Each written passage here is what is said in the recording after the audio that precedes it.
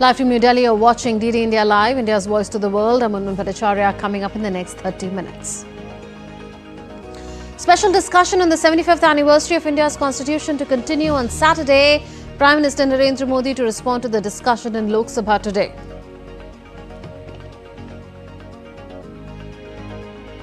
Ratings agency Moody's downgrades France's credit rating as months of political instability and deteriorating finances continue to rile Europe's second-largest economy. South Korean President Yoon faces second impeachment vote over failed move to impose martial law on 3rd December.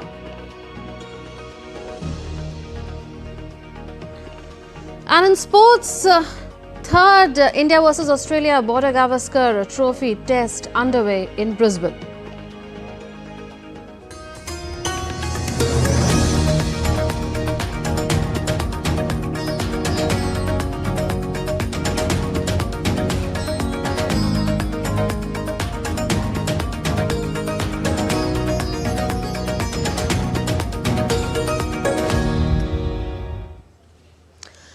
Special discussion on the 75th anniversary of India's constitution will continue on a Saturday, and India's Prime Minister Narendra Modi will be responding to the discussion in Lok Sabha today.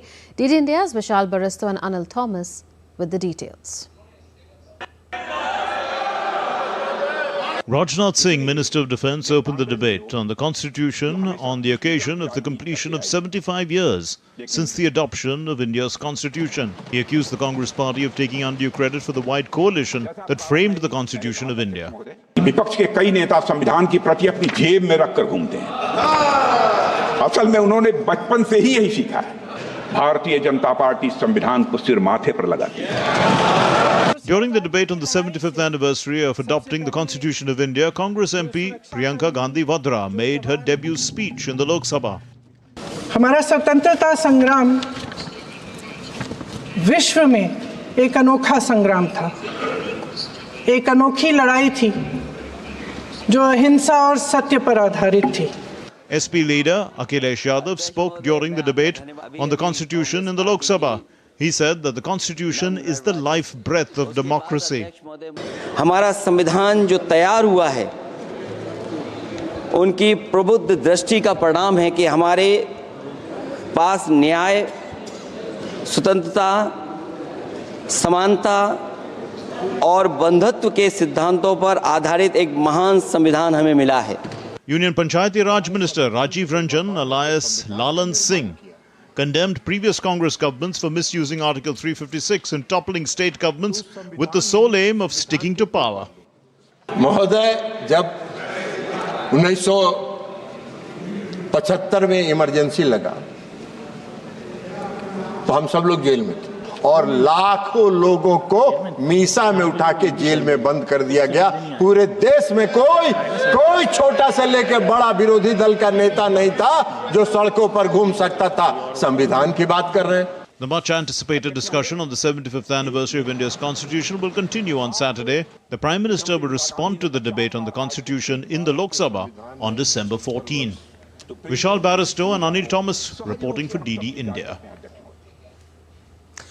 Now we tell you about what's happening in West Asia, especially the conflict zone of Syria. A series of explosions have rocked Damascus as Israel has been hitting strategic areas across Syria, particularly in and around the capital. Footage from Syria's capital Damascus showed a fireball on the horizon, followed by the sound of a powerful explosion. The explosion took place after the Islamist-led rebels took control of the city, ending Assad's rule. Thousands of Syrians gathered in Damascus and other cities across the country to celebrate the fall of Bashar al-Assad's regime, ending 5 decades of rule by his family. In Damascus, people gathered at the iconic Umayyad Mosque for prayers before the jubilant rallies called by the Islamist rebels who led the armed uprising against Assad. People waved the flag of the Syrian opposition and chanted revolutionary songs and slogans. Among them were men in black combat gear, wearing body armor and carrying guns. A delegation from Qatar will visit Syria on Sunday for meetings with officials in its transitional government following the ouster of President Bashar al-Assad. Qatar has been accepted as a major mediator for negotiations in the Middle East between Israel and Hamas and may also play a major role in stabilization of Syria and begin humanitarian aid. Qatar's foreign ministry in a statement said that they will coordinate for peace in Syria and try to ensure flow of aid in war-torn country. They are also supposed to open the embassy that they had closed since July 2011 in protest against the then Syrian President Bashar al-Assad's treatment of the uprising. Unlike other Arab countries, Qatar never restored diplomatic ties with Syria under Assad. Qatar has now established contacts with Hayat Tahrir al-Sham or HTS, which spearheaded the ouster of the former government in Damascus. Israel on Friday said its troops operating in the UN-patrolled buffer zone that separates the Israel-occupied Golan Heights and Syrian territory. Israeli army released footage showing what it said were troops operating in the buffer zone and inside Syria. In a statement, the army said that its forces are conducting defensive missions in the area of separation in Syrian territory and along the border. The troops have been deployed to strategic positions in the area of separation to strengthen defense in the area. Earlier, Israel denied it had advanced into Syria beyond a buffer zone with the Israeli-occupied Golan Heights since the overthrow of Syrian President Bashar al-Assad by rebel forces. United States Secretary of State Antony Blinken met Iraq's Prime Minister Mohammad Shia al-Sudani for talks on the future of neighboring Syria during an unannounced visit to Baghdad. Blinken visited the U.S. Embassy in the Iraqi capital on the final stop of his tour of the Middle East following the toppling of President Bashar al-Assad's government in Syria. The Secretary reaffirmed the United States' support for a Syrian-led political process resulting in an inclusive and representative civilian government. He emphasized that the transition process and resulting government must uphold clear commitments to respect human rights of the Syrian people. We are determined to make sure that Daesh cannot reemerge. The United States, Iraq together had tremendous success in taking away the territorial caliphate that Daesh had created years ago.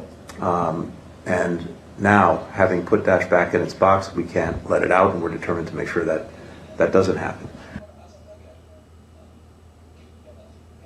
In view of the escalating security situation in Syria, the government of India has safely evacuated 77 Indian nationals from the conflict zone. 4 Indian nationals arrived in New Delhi on Saturday morning. They described the experience of the war in Syria and expressed gratitude to the Indian government for extending support. अरे बहुत मदद किया हमारी पूरा देखो वहाँ से बुलाए हम वहाँ से सीरिया से लेबनान के लिए ये बस में लेके आए फ्लाइट बंद है वहाँ से सीरिया से फ्लाइट बंद है बस में लेके आए फिर यहाँ से या लेबनान से डोहा लेके आए प्लेन में डोहा से इधर लेके आए अब यहाँ आपके सामने खड़े हैं आराम से पर डे ऐसा कोई रात ना हो जो रात में हम लोग रॉकेट की आवाज़ ना सुने हों गोली बंदूक की आवाज़ ना सुने हों लेकिन हम लोग एम्बेसी को कांटेक्ट किए तो एम्बेसी हम लोग को सेफ जोन में लेकर गया कोई ख़तरा नहीं था बहुत सपोर्ट करा हम लोगों की एम्बेसी ने बहुत अच्छे होटल में रखा खाना अच्छे से खिलाया लोग हर चीज़ की फैसिलिटी दी पैसा से लेकर खाना तक हर चीज़ दिया उन्होंने किसी चीज़ की कमी नहीं होने दी यहाँ तक कि वहाँ इन लोगों ने टिकट भी कराया यहाँ तक 2 फ्लाइट की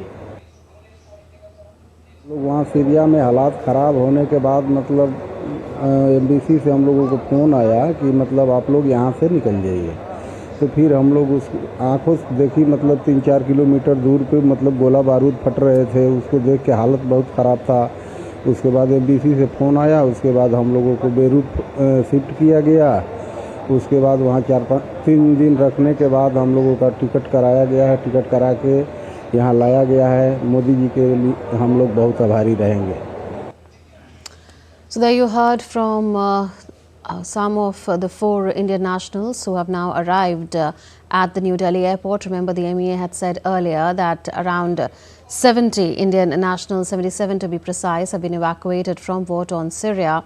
And we understand from what the evacuees have said that they had first gone by road to Lebanon before the evacuation happened from Syria. Well, now we are being joined by Shubhendu Ghosh from the Delhi airport on the latest on this developing story.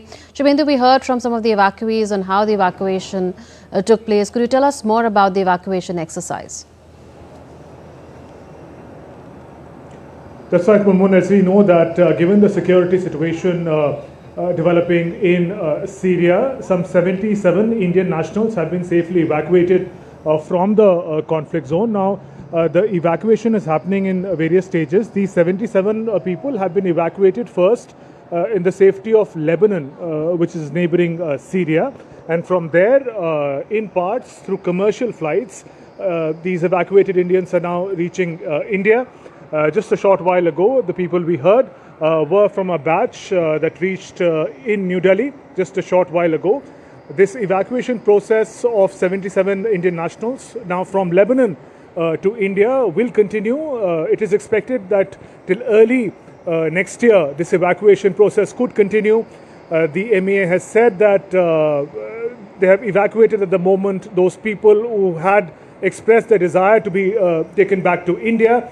We understand there are many Indian nationals who are still there in Syria who work there. Many have also settled there for a long term. So it is upon their own will. If they wish to be evacuated, the MEA, the embassy will be extending them all possible help. But for now, the focus is on these 77 evacuated Indians who were first taken to Lebanon. And then from there, they're taken to India through various routes. The batch that came this morning had come via Doha in Oman. Okay. Shubhendu, what do we know about the profile of those 77 Indian nationals that have been evacuated? What the MEA has shared, Munmun, with us is that most of them happen to be pilgrims of these 77 Indian nationals who have been evacuated from Syria to Lebanon first. Many of them are also workers. They are employed in different factories and industries in Syria. So most of them being pilgrims, they are now being evacuated in parts from Lebanon as we speak, from Beirut. In parts, commercial flights are being utilized to evacuate Indians from there. And there are many more Indians, as we mentioned, who continue to be in Syria. The embassy is in touch with them and all facilities are being extended to them, including the opportunity to be evacuated and taken back to India if they so desire. Right, Shubhendu, you told us that there are still many more Indians there in Syria, and only if they wish to be evacuated would the government of India be facilitating their evacuation. Is there any number to the remaining Indians there who are still in Syria? We don't have a specific number at place at the moment, Munmun, but we do understand that West Asia as a whole is an important destination for Indians to seek employment, to work and to also settle down.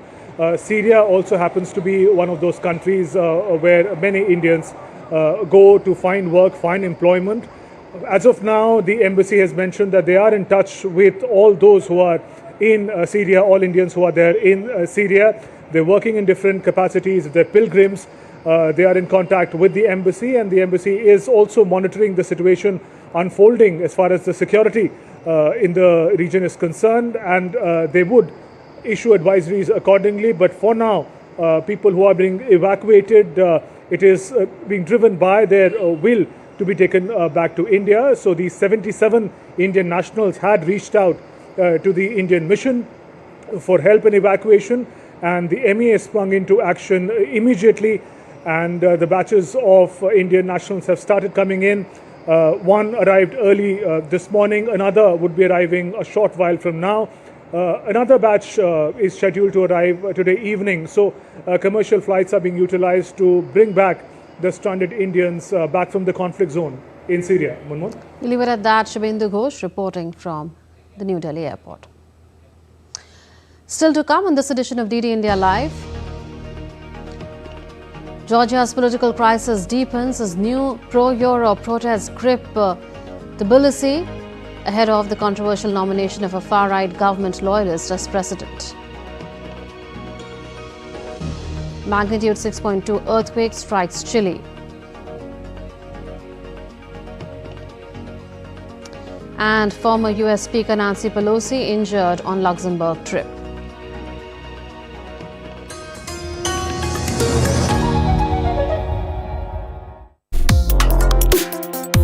Complex issues, hidden agendas, twists and turns, strategic games.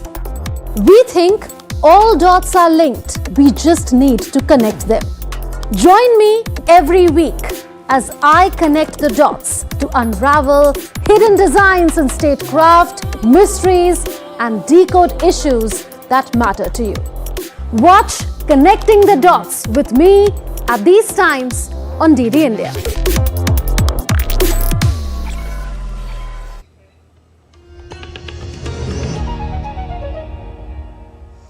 Welcome back. You're watching DD India Live with me, Munmun Bhattacharya. South Korea's opposition leader Lee Jae-myung urged ruling party lawmakers to side with the people and impeach President Yoon Suk-yeol on Friday over his failed martial law bid, a day before a second parliamentary vote that appears on a knife edge.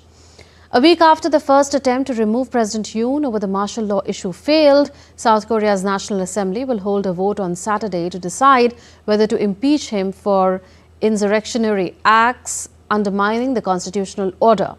200 votes are needed for the measure to pass, which means opposition lawmakers must convince 8 ruling People Power Party colleagues to defect.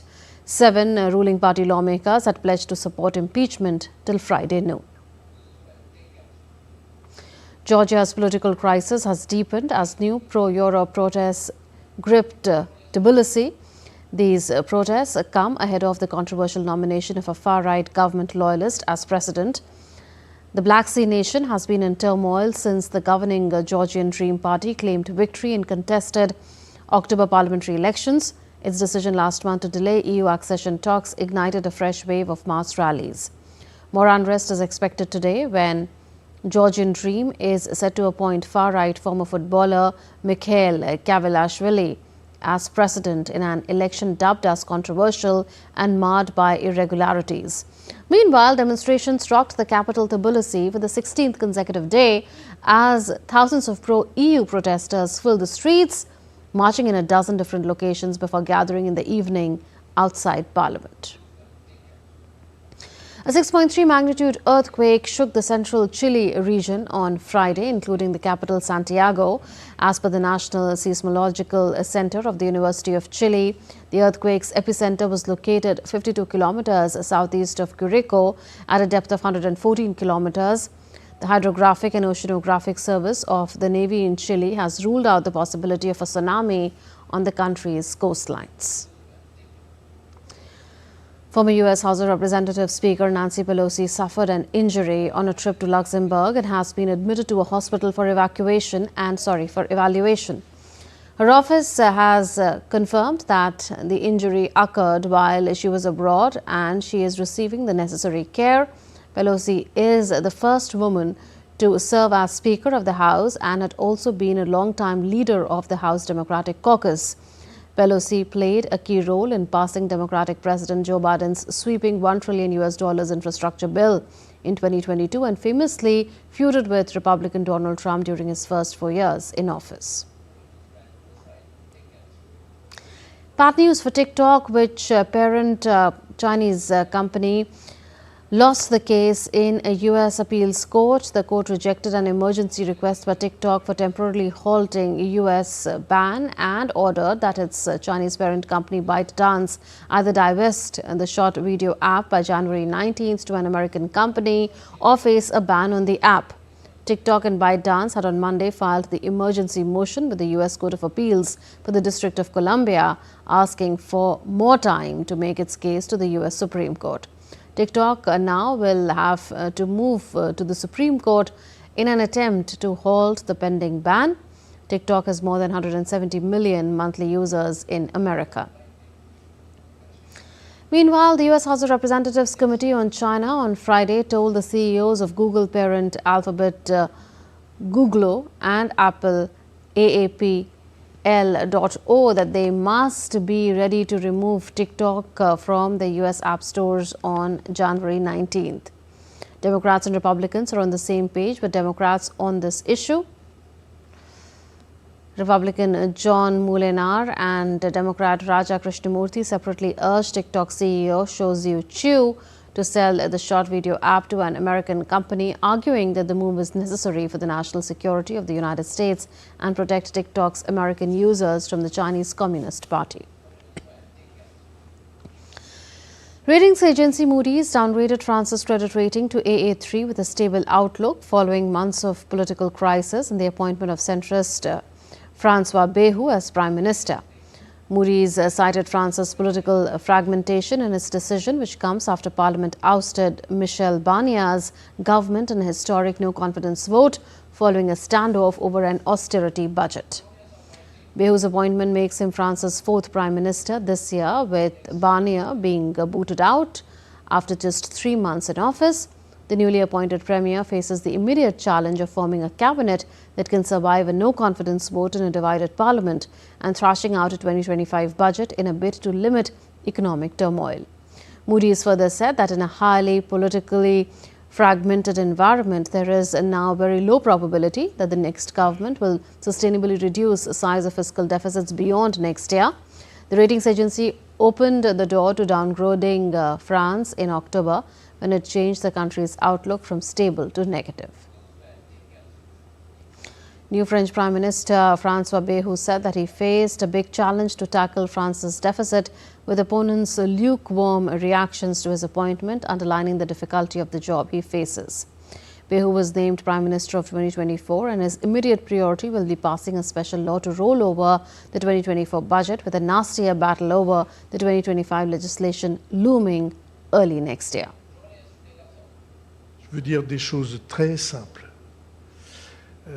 The first thing that nobody knows the difficulty of the situation better than I do. I believe that this question of deficit and debt is a question which poses a moral problem, not just a financial one, but a moral one, because getting rid of burdens by passing them on to your children in countries like ours with our mountain villages and rooted communities, it's very badly seen. Faced with such a serious situation, my course of action will be to hide nothing, neglect nothing, and leave nothing aside. Let's now tell you about how the cold wave is gripping most parts of India, especially North India. The Met Office has predicted the cold wave to continue in northwest and central India for the next 2 to 3 days.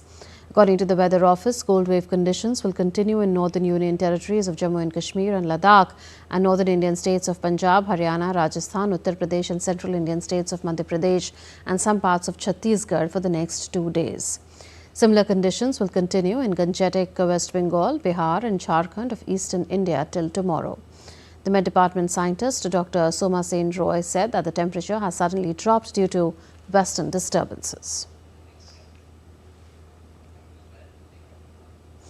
Energy conservation is essential for reducing environmental impact and saving costs. National Energy Conservation Day is celebrated on December 14th every year with the purpose of raising awareness about the importance of conserving energy and natural resources. India has set in motion an ambitious plan to adopt 500 gigawatts of renewable energy by 2030.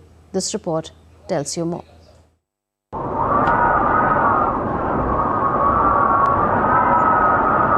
India celebrates National Energy Conservation Day annually on December 14th to raise awareness about conserving energy and natural resources. This day showcases India's remarkable achievements in energy efficiency as well. The Bureau of Energy Efficiency is empowered by the Energy Conservation Act of 2001 to play a key role in energy conservation. Apart from awareness campaigns, Energy Conservation Awards recognize the efforts of industrial units, institutions and establishments in reducing energy consumption. There are several ways individuals can conserve energy. Switching to LED lighting, optimizing heating and cooling methods, ensuring energy-efficient windows, promoting the use of public transport, carpooling and electric vehicles.